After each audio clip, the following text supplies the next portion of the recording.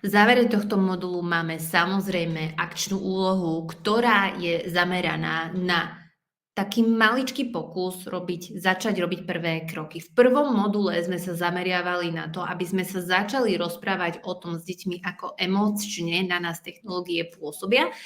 A teraz sa pokúsime začleňovať offline aktivity a porovnávať s online aktivitami, kedy sú deti zapojené v oblastiach, ako je sledovanie vplyvu technológie na dieťa, digitálny detox, podpora nudy, denné rituály a v závere nájdete skript na vlastnú sebareflexiu, ako vám toto nastavovanie a tie prvé kroky šli.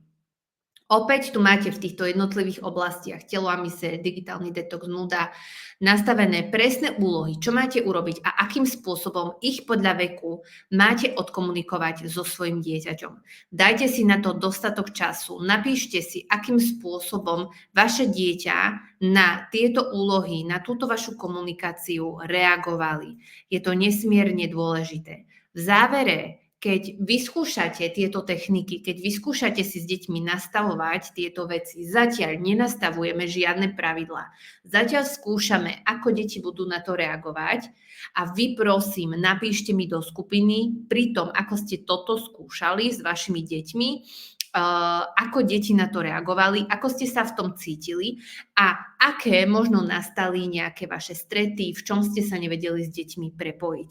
No a v závere tohto cvičenia alebo akčnej úlohy máte aj vlastnú sebareflexiu, kde si máte odpovedať na jednotlivé otázky, ako vám to šlo. Táto reflexia nemá byť o tom, aby ste sa hanili, OK? Ide o tom, ako ste sa pri tom cítili, aký v tom vy vidíte význam, pretože tento prerod nie je len o vašich deťoch. Tento prerod je o vás ako o rodine a je naozaj veľmi dôležité, aby ste si zvedomovali, ako to pôsobí na vaše deti, ale aj na vás samotných ako rodičov. Držím vám veľmi palce a teším sa na vás v ďalšom module.